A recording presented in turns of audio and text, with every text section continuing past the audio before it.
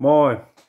Vuosi alkaa olemaan lopuillaan ja teki mieli höpistä ihan muutaman minuutin mittaisesti ehkä, toivottavasti, päivän politiikasta. Mua on ihmetyttänyt, mitä on tapahtunut sille oikealle työväenpuolueelle eli persuille. Mistä lähtien persut, jotka on identifioitunut työväenpuolueena, on kovaan ääneen huutamassa ammattiyhdistyksiä vastaan, liittoja vastaan, puhumassa miten ei saisi järjestää lakkoja ja höpöttävät jotain surrealistisia, miten aina on voitu kyllä tehdä paikallisesti sopia kaikki.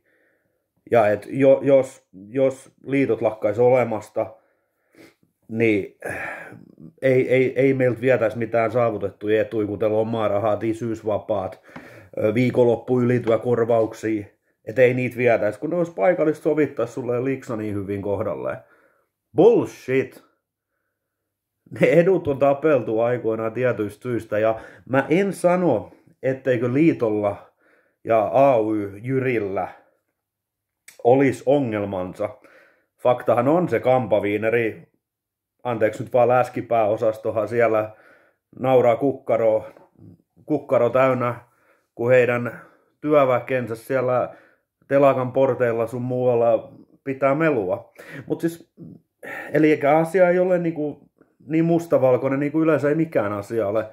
Mutta sitä mä ihmettelen, että missä se duunaripuolue nyt on? Me ollaan niin duunareitten puolella. Sama puolue, joka nyt on ihan fiiliksis leikkailemassa köyhiltä lisää ja silti otetaan velkaa, jotta lasketaan veroja.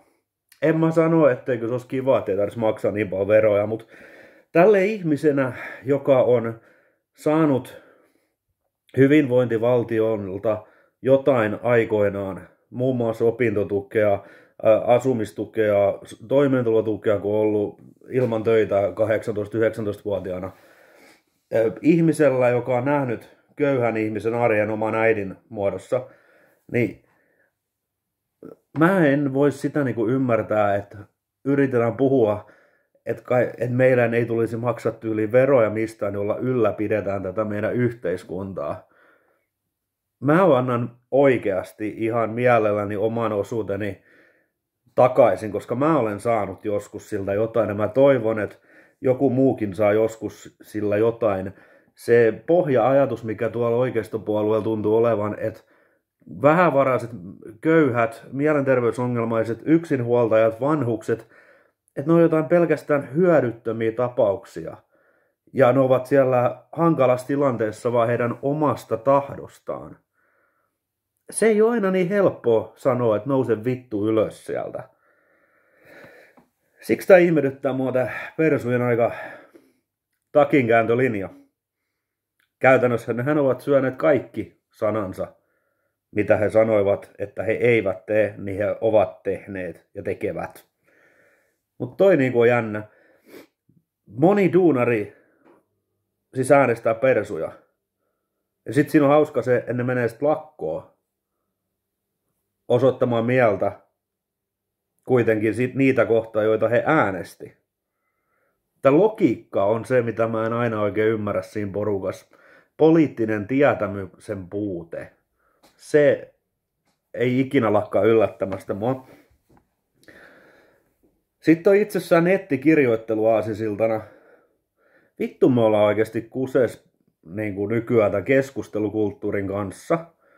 En mä ehkä itsekään nyt ole kaikista rakentavin tässä, mitä mä puhun.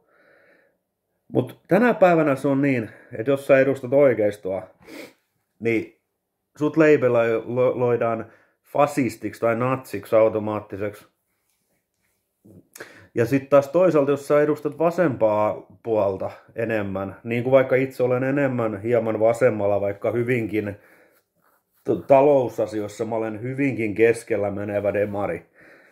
Mutta niin kuin sut leibeloidaan kommariksi, vittu kommariksi, jos sä olet poliittisesti vasemmalla.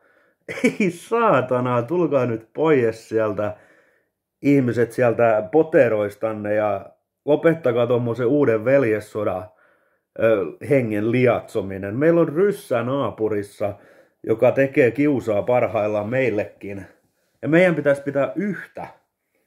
Mutta me vaan kinastellaan, lyödään leimakirveitä toisiimme päin aivan tarpeettomasti ja aivan niinku överiksi asti. Joo. Ehkä mun punainen lanka, joka tosta paatoksesta piti olla alle 5 minuutin video. Ei ollut, en osaa näköjään. Pointti on siis se, että isossa kuvassa olisi toivottavaa, että ihmiset pysyis yhdessä. Mutta silti toki hallituksen ja opposition ja niin kuin sisämaan politiikkaa saa ja pitää voida kritisoida ja käydä keskustelua. Itseni vaan ei yllättänyt tämä oikeistohallituksen ehkä ratkaisut. Ja en mä sano, etteikö siellä olisi syytä leikata. Todellakin on syytä leikata kaikesta turhasta varsinkin pois. Ja pohtia sitä, kuinka paljon tiettyihin asioihin me voidaan heittää rahaa. Mutta mikä jumalauta siinä on, että joka kerta kun leikataan, niin se leikkaaminen osuu köyhimpiin. Joka kerta kun kokoomus on kärjessä. Miksi aina heiltä, jolta ei ole varaa ottaa enää enempää, otetaan enemmän? Ja samaan aikaan jotkut saa verohelpotuksia. Joo. Ja yleisellä tasolla siis videon pointti nyt oli todeta siis se, että voi persut, te oikea työväenpuolue, mihin te katositte? Tehän leikkaatte niinku kovempaa ja innoissanne enemmän kuin kokoomuslaiset koskaan. Ja samaan aikaan te olette niinku jyräämässä niinku työväen käsitteeseen olennaisesti liittyvän asian, kuten ammattiliitot ja lakko-oikeus. Jyräilette niitä tuolla ja puhutte samaan aikaan, että ne tyypit on kommareita. Holy shit! Siis mä en sano, että me nyt ollaan ihan jenkkien tiellä, mutta niinku vähän tuommoista Trumpi-Amerikka-henkeä alkaa olemaan niinku ilmassa. Tästä nyt puuttuu enää se, että saadaan Halla-aho presidentiksi. Sillä miehellä on todella paljon osaamista ja se puhe oli siis todella hieno, kun se piti Ukrainassa ukrainan kielellä. Mutta ihan oikeasti presidentiksi tyyppi, joka on kirjoitellut toivovansa tiettyjen kansanedustajien tulevan maahanmuuttajien raiskaamaksi. Ja vaikka se puhuu televisiossa ja näissä haastattelussa tosi hienosti ja pragmaattisesti ja näin, niin heti kun silmää välttää, niin se pistää netissä sen vanhan nettitrollityylin taas käyntiin. Sori nyt vaan, jos olette hänen faneja. Mielestäni hänestä ei pidä tulla Suomen seuraava presidenttiä. Mutta siinä on myös, täytyy sanoa, että koko skapassa on myös ongelma. Mä en edelleen tiedä, ketä mä äänestä. Ihan rehellisesti en todennäköisesti äänestä oman puolueeni ehdolla olevaa henkilöä. Joku vibamus sanoisi tällä hetkellä Olli Rehniä jopa äänestämään. Tai sit Haavisto tai sit Stuppi. En tiedä, jumalauta kun mä en tiedä. Jos, vaikka ei nyt pidä semmoista kekkosmaista ajattelua enää tuoda, mutta jos olisi mahdollista äänestää vaan niin kuin Niinistöä vielä 3. kerran, niin se olisi saman tien Sale, that's it.